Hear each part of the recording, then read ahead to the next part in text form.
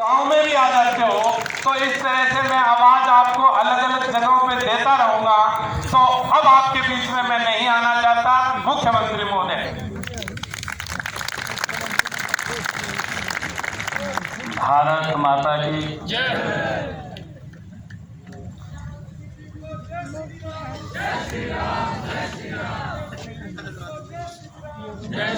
भाई अब तो तू करारी ही लग रही है, नहीं?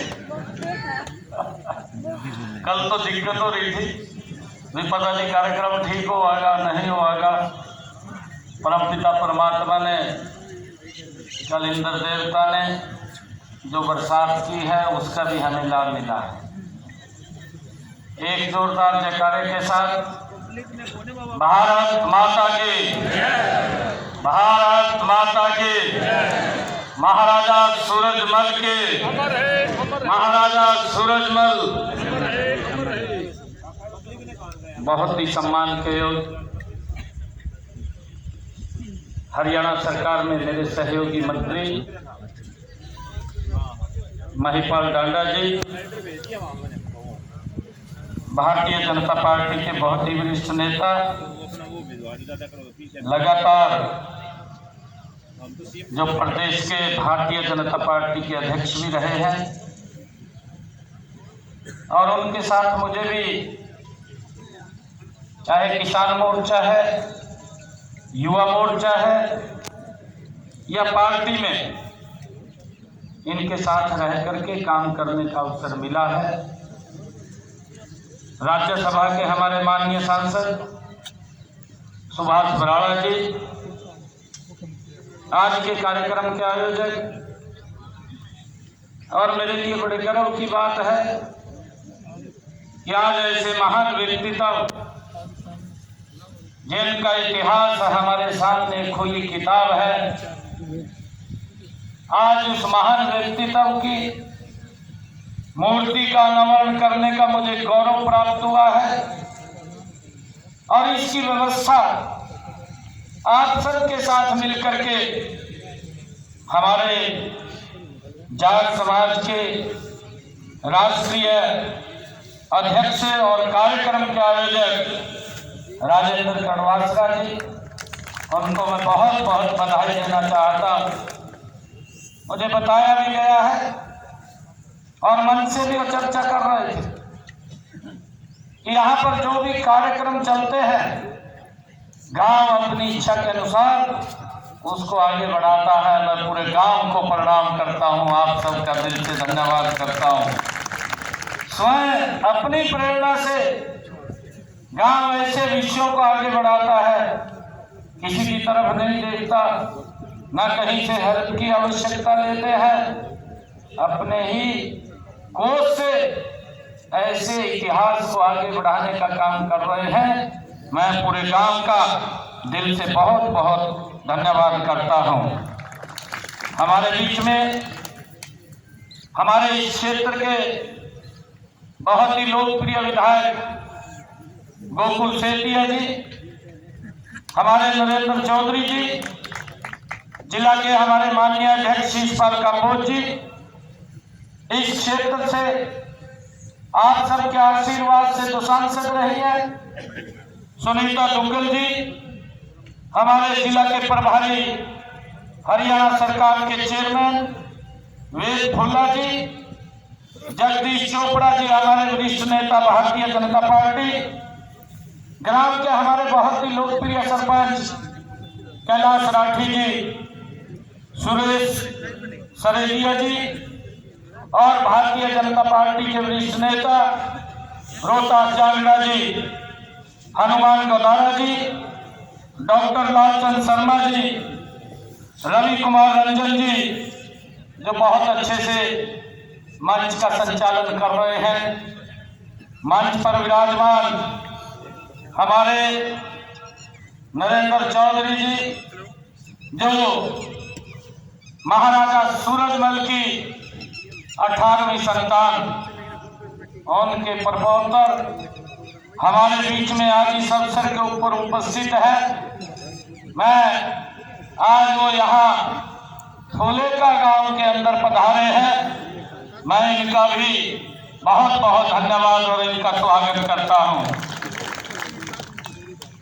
मुझे खुशी है इतनी भारी संख्या में आज फूलेका गांव की सरदारी बैठी है, मातृशक्ति बैठी है, हमारे युवा साथी यहाँ पर बैठे हैं, हमारी बेटियां बैठी है। आप सबको मैं आज महाराजा सूरजमल की प्रतिमा के अनावरण के अवसर के ऊपर बहुत बहुत बधाई भी देता हूँ, शुभकामनाएं भी देता हूँ। आज उनका ये 261वां ये बलिदान दिवस हम सब मना रहे हैं। आज ऐसे इतिहास को हमने ऐसी जगह स्थापित किया है कि गांव के अंदर कोई भी महानुभाव अंदर आएगा या बाहर जाएगा, महाराजा सूरजमल की प्रतिमा ये हमें प्रेरणा देती रहेगी और इससे प्रेरणा लेकर के हम उनके दिखाए हुए मार्ग के ऊपर आगे बढ़ते रहेंगे। ये ऐसे स्थान के ऊपर महाराजा सूरजमल जी की आज उनके बलिदान दिवस के अवसर के ऊपर प्रतिमा का अनावरण किया है और इस अनावरण के ऊपर आज मुझे आने का गौरव मिला। ये मेरे लिए बड़े सौभाग्य की बात है। मैं इसके लिए पूरी टीम का दिल से धन्यवाद करता हूँ। आज हम ये हमारे लिए बड़े गर्व की बात है कि कल 25 दिसंबर कल का दिन विशेष दिन है। कल अटल बिहारी वाजपेयी जी की भी जयंती है और कल ही जो क्रिसमस डे है वो भी पवित्र पर्व है और महाराजा सूरजमल जी का 261वां बलिदान दिवस भी है।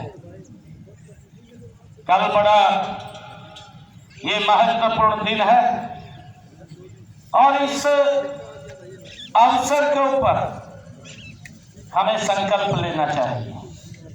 संकल्प लेकर के अपने जीवन में उतार कर हमें उनके मार्ग के ऊपर आगे बढ़ना चाहिए। मुझे ये खुशी है कि ऐसे महापुरुषों के दिवसों को पहली बार हमारी हरियाणा सरकार ने राज्य स्तर के ऊपर मनाने का अवसर अगर दिया है तो हरियाणा सरकार ने पिछले 10 वर्षों के अंदर हमें ये मिला। अभी हमने पिछले दिनों धन्ना भगत जी की जयंती भी धनौरा गांव में मनाई थी, जिसमें स्वयं देश के उपराष्ट्रपति आदरणीय धनखड़ जी उसमें उपस्थित हुए थे और हमारी पूरी हरियाणा सरकार वहां पर उपस्थित थी।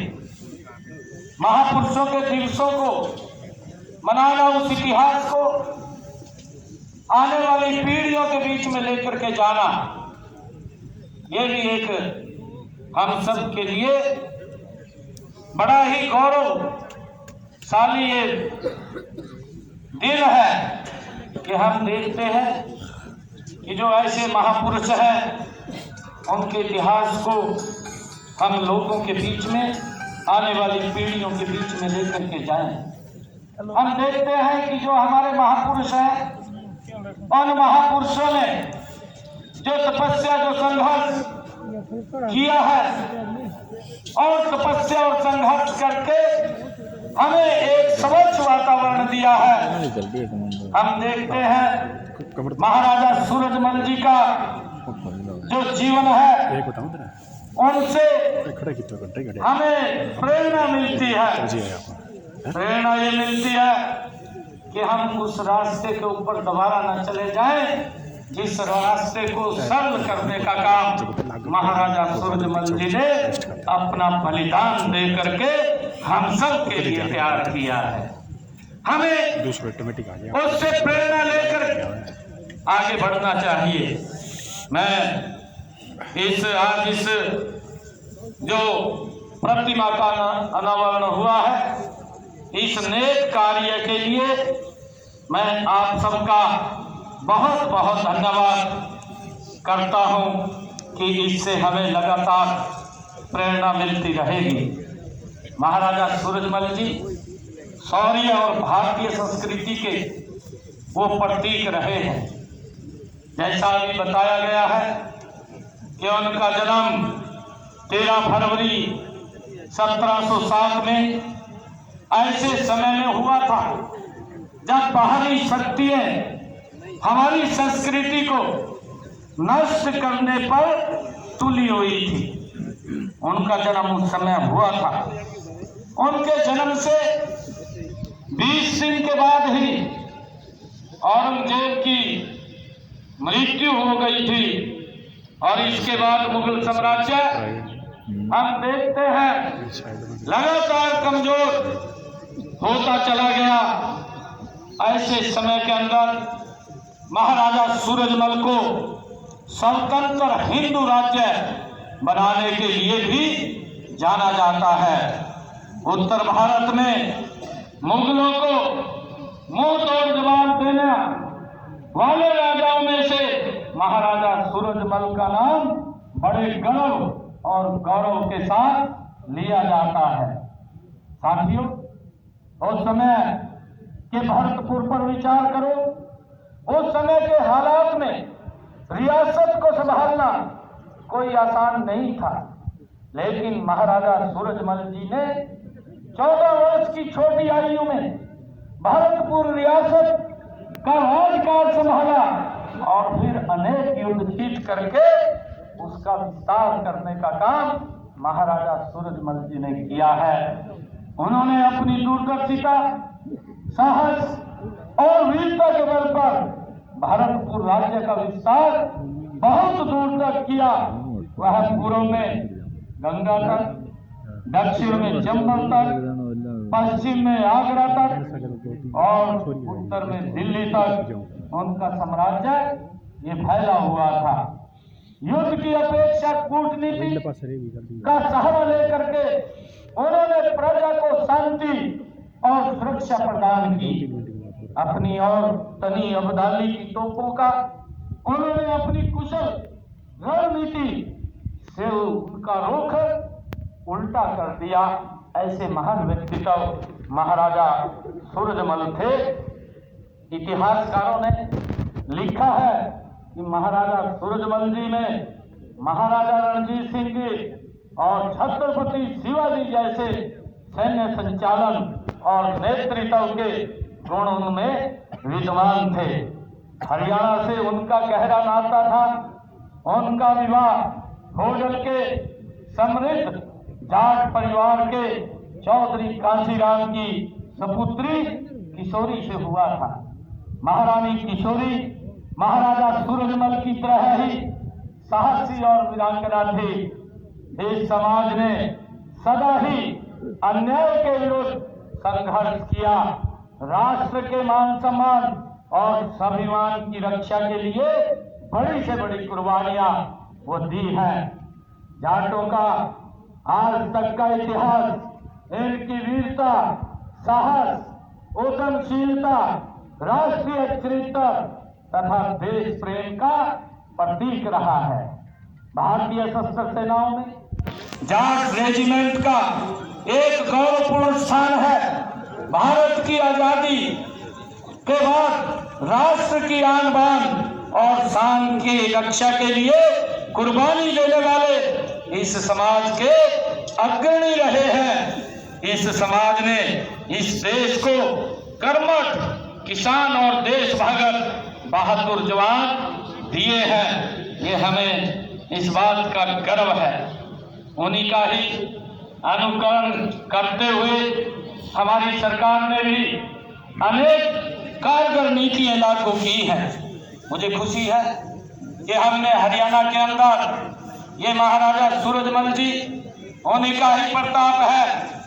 आदरणीय नरेंद्र मोदी जी उनके ही दिखाए हुए महापुरुषों के रास्ते के ऊपर आगे बढ़ रहे हैं और हमने ये निर्णय किया, ये महाराजा सूरजमल जी की ही प्रेरणा है और उस प्रेरणा से हमने, हमारी सरकार ने ये निर्णय किया कि हरियाणा के किसान की 100% फसल MSP के ऊपर खरीदने का काम ये हमारी हरियाणा सरकार करेगी। मुझे ये भी खुशी है कि हमने ये भी निर्णय किया है कि अगर मेरा किसान मंडी के अंदर अपनी फसल को डाल करके आता है 72 घंटे के अंदर उसके खाते में DBT के माध्यम से डायरेक्ट पैसा पहुंचाने का काम ये हमारी सरकार करती है। और ये प्रेरणा अगर कहीं से मिली है, ऐसी महापुरुष हैं जिन्होंने हमें एक रास्ता दिखाया, उनके रास्ते के ऊपर चलते हुए हमारी सरकार ये काम कर रही है। मुझे खुशी है कि जब से DBT के माध्यम से किसानों के खाते में डायरेक्ट पैसा पहुंचना शुरू हुआ है, हरियाणा प्रदेश के 12 लाख किसानों के खाते में अब तक हमने 1,25,000 करोड़ रुपया डायरेक्ट उनके खाते के अंदर पहुंचाने का काम ये हमारी सरकार ने किया है। नहीं तो भाइयों हम देखते थे कि किसान अपनी फसल गिर देता था, पैसे के लिए घूमता रहता था, पैसा उसको जब वो हिसाब करने जाता था और भी बोल देता था भाई तेरे पास तो इतने ज्यादा चले गए, क्योंकि हमारे खर्चे ऐसे थे, किसानों के ऐसे खर्चे होते हैं कि जब आड़ती के पास जाते थे कुछ ना कुछ उससे लेकर के आ जाते थे। परंतु ये पहली बार है कि एहसास ये मेरे किसान को हुआ है कि आपकी फसल इतने की हुई है, डायरेक्ट पैसा उसके खाते के अंदर जाता है। ये सम्मान देने का काम ये हमारी सरकार ने किया है, आदरणीय नरेंद्र मोदी जी ने किया है। मुझे ये भी खुशी है कि हमारी सरकार ने अभी पिछले दिनों इसी सीजन के अंदर फसल जो धान की फसल थी उसमें पानी वर्षा कम हुई और वर्षा कम होने के कारण किसान के खर्चे ज्यादा हुए, परंतु हरियाणा के अंदर हमने बैठ करके निर्णय किया कि मेरे किसान के ऊपर ये ज्यादा वजन ना पड़े और उस वजन को कम करना चाहिए। और हमने तुरंत निर्णय किया, किसान के खाते में 2,000 रुपए प्रति एकड़ के हिसाब से हमने डायरेक्ट पैसा पहुंचाने का काम किया। 825 करोड़ रुपया ये किसान के खाते में भाइयों हमने पहुंचाने का काम किया, जिससे कि हमारे किसान के ऊपर ज्यादा वजन न पड़े। भाइयों मुझे ये भी खुशी है आज इस अवसर के ऊपर बताते हुए कि हमारे किसान के ऊपर एक अभियान लगता था और ये अंग्रेजों के समय से लगता था, आज तक इसकी तरफ देखा नहीं। मुझे ध्यान में है कि इसका 133 करोड़ रुपया मेरे किसानों के ऊपर पेंडिंग था। जब ये विषय हमारे ध्यान में आया, हमने देखा कि किसानों के ऊपर 133 करोड़ रुपए का ये अभियान का चार्ज बकाया है। हमने उस 133 करोड़ रुपए को तो खत्म किया, परंतु हमने अभियान को भी जड़ से समाप्त करने का काम ये हमारी सरकार ने किया है।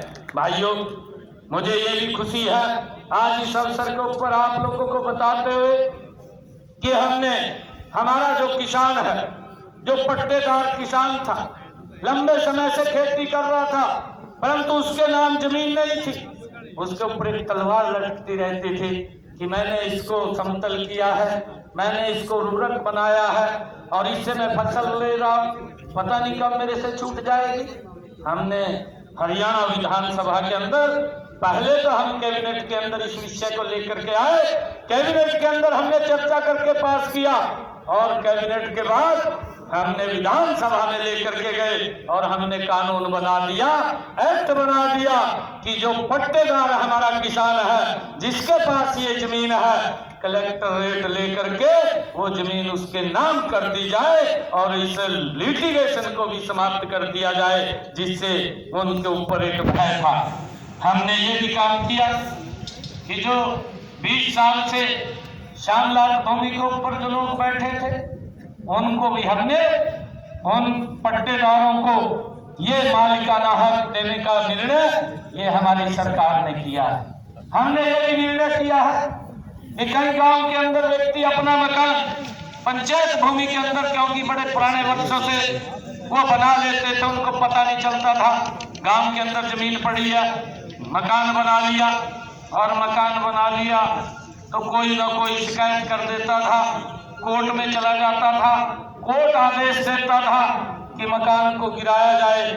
सरकार की मजबूरी हो जाती थी कि हमें उस आदेश का पालन करना होता था, परंतु मकान बना लिया। ऐसे बहुत सारे लोग हमारे पास भी आते थे कि भाई फोन कर दो हमारा मकान ना गिरे।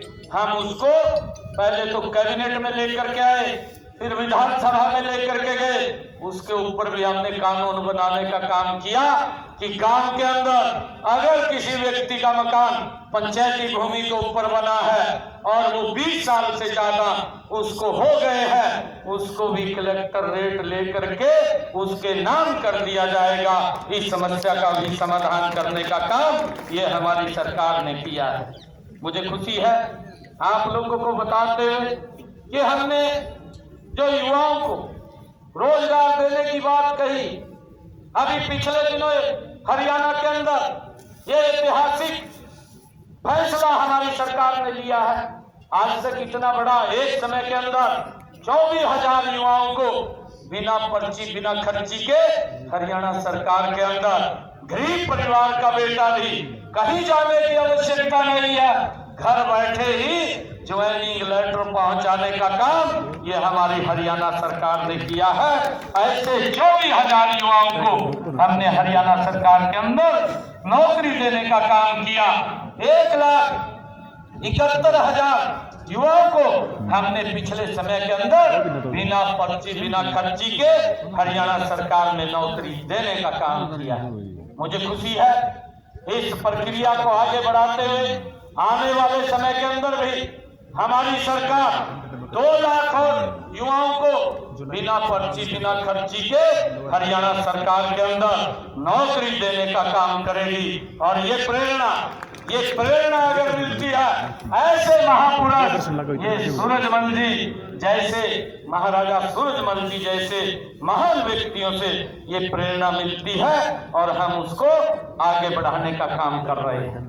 मुझे ये भी खुशी है आज आप लोगों के बीच में बताते हुए कि हमने ये भी निर्णय किया है कि जो HKRN के माध्यम से लगे हुए थे और जो युवा पार्ट 1 और पार्ट 2 के तहत लगे हुए थे, हमने एक डेट को निश्चित किया है और उस डेट के बाद जितने युवा लगे हुए थे 1,20,000 युवाओं को सुरक्षित करने का काम भी हमारी सरकार ने किया है, जिससे कि उनको जो सम्मान दिया है ये हमारी सरकार ने उनको आगे बढ़ाने का काम किया है।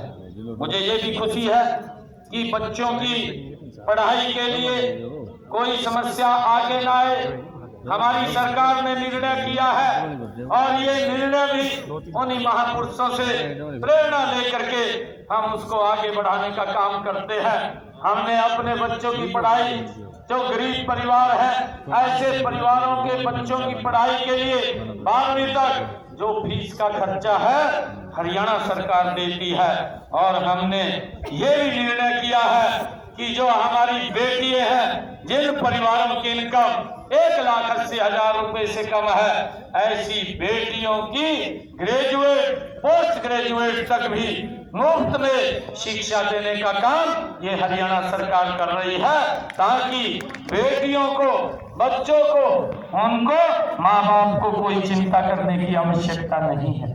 मुझे ये भी खुशी है कि आदरणीय प्रधानमंत्री जी के नेतृत्व में ये विकसित राष्ट्र गति से बढ़ रहा है। भाइयों, मुझे ये भी खुशी है आज आप लोगों से इस अवसर के ऊपर बात शेयर करते हुए आदरणीय प्रधानमंत्री जी ने आयुष्मान योजना का शुभारंभ किया। उनकी सोच थी कि गरीब व्यक्ति को इलाज के लिए किसी की तरफ देखने की आवश्यकता नहीं है, नहीं तो गंभीर बीमारी अगर किसी को आ जाती थी वो बीमारी के कारण गरीबी रेखा के नीचे चला जाता था। भाइयों, स्थिति उसकी दयनीय हो जाती थी, परंतु आयुष्मान कार्ड आदरणीय प्रधानमंत्री जी ने हमें दिया और हरियाणा सरकार ने उसके साथ जोड़ करके चिरायु कार्ड दिया और ऐसे 1,80,000 रुपए से कम के परिवार भाइयों हरियाणा प्रदेश के अंदर 49 लाख परिवार ऐसे हैं जिनको 5 लाख रुपए एक साल के अंदर आयुष्मान चिरायु के तहत इलाज कराने के लिए हरियाणा सरकार उनको लाभ देती है।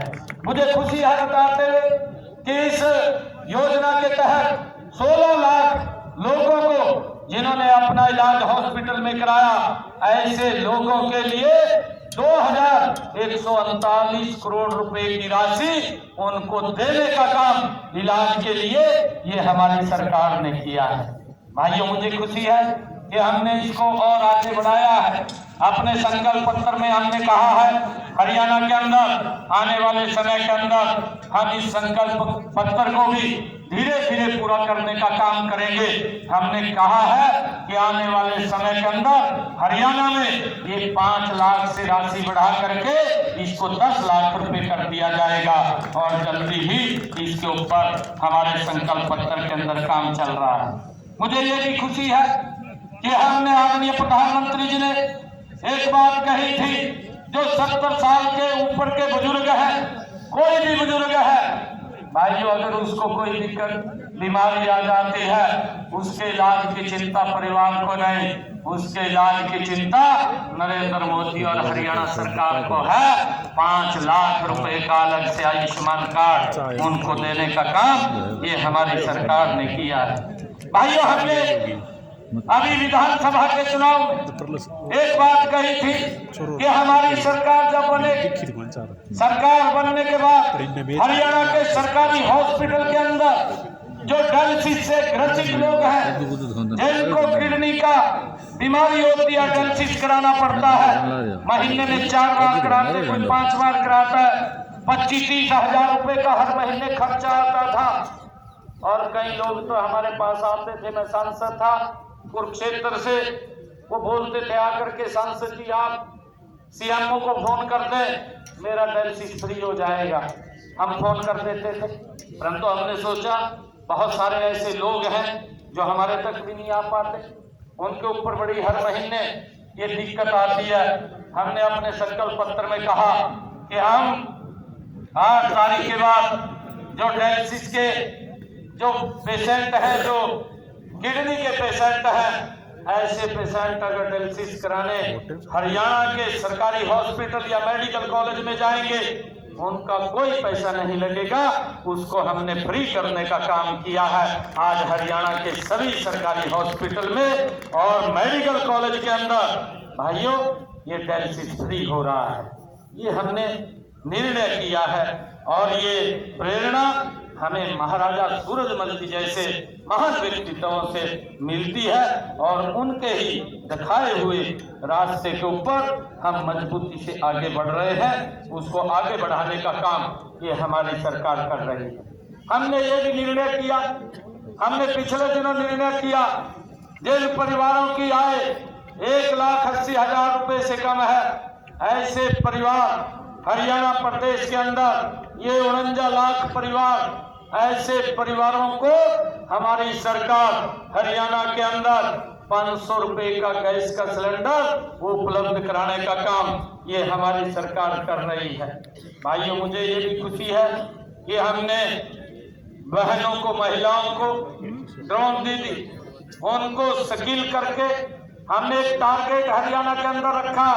5000 बहनों को, जो हमारी सेल्फ हेल्प ग्रुप की बहनें हैं, उनको हम ड्रोन दीदी बनाने का काम करेंगे। उनको कौशल दे करके और उनको एक ड्रोन देने का काम करेंगे। हमने अब तक 100 महिलाओं को इसमें निपुण किया है और 8 लाख रुपए का ड्रोन फ्री में दे करके उनको भाइयों पैरों पे खड़ा करने का काम ये हमारी सरकार ने किया है, ताकि बहनें वो आत्मनिर्भर बन करके अपने परिवार को आगे बढ़ा सके। ये निर्णय भी हमारी सरकार ने किया है। मुझे खुशी है कि हमने 5 लाख लखपति दीदी बनाने का निर्णय भी हमारी सरकार ने लिया है।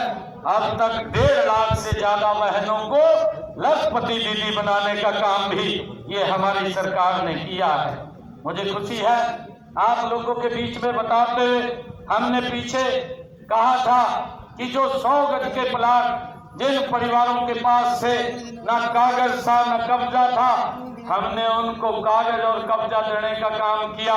हमने उसको आगे बढ़ाया और हमने कहा कि ऐसे परिवार जिनके पास मकान बनाने के लिए जमीन नहीं है, उनको आने वाले समय के अंदर 100 गज का प्लाट देने का काम ये हमारी सरकार करेगी। और हमने ये निर्णय किया कि आने वाले समय के अंदर 1 लाख परिवारों को पहली किस्त के अंदर हम 100 गज का प्लाट देने का काम करेंगे। प्रधानमंत्री आवास योजना के तहत उसके ऊपर मकान बना करके उनको देने का भी काम हमारी सरकार करेगी। इसके लिए हम निरंतर आगे लगे हुए हैं। मुझे खुशी है कि महाराजा सूरजमल जी की जो उपलब्धि है और उनका जो योगदान आज भी हमारे समाज में स्मरणीय है।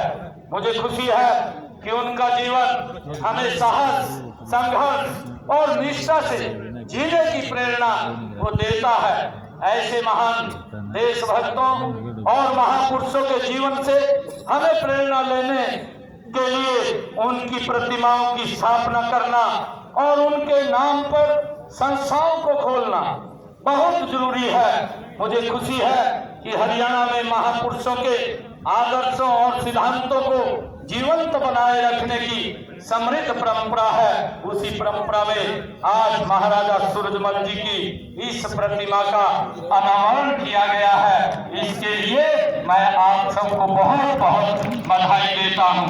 और मैं साथ ही युवा पीढ़ी को भी आह्वान करता हूं कि वह महाराजा सूरजमल जी के दिखाए हुए रास्ते पर चलकर इस गरिमामयी संस्कृति की और देश की एकता और अखंडता के लिए काम करें। और मैं एक आज हमारे जो कड़वासरा साहब हैं, उन्होंने एक अभियान का भी शुरुआत की। आज पूरा माले का गांव की सरदारी, फूले का गांव की सरदारी आज यहाँ बैठी है। मेरी मातृशक्ति भी बैठी है, हमारे बुजुर्ग भी बैठे हैं। मैं धन्यवाद करूंगा। कुछ खापों ने भी इसके ऊपर निर्णय किए हैं और उन्होंने इकट्ठे होकर के एक फैसले भी लिए हैं। और उसके अंदर आज मैं आप लोगों से एक संकल्प लेकर के यहाँ से जा रहा हूँ। जब हम महाराजा सूरजमल जी के आज प्रतिमा का अनावरण कर रहे हैं, मैं फुले का गांव की सरदारी, मातृशक्ति, युवा साथियों और बुजुर्गों से एक संकल्प लेता हूँ कि आने वाले समय के अंदर ये मेरा फुले का गांव ये नशा मुक्त होना चाहिए। इस गांव के अंदर एक भी युवा वो नशे की तरफ नहीं जाना चाहिए। अगर उसने नशा करना है तो नशा वो किताब से करे, वो पढ़े और पढ़ करके ऊंचाइयों को छुए, माले का गांव का नाम भी ऊंचा करे।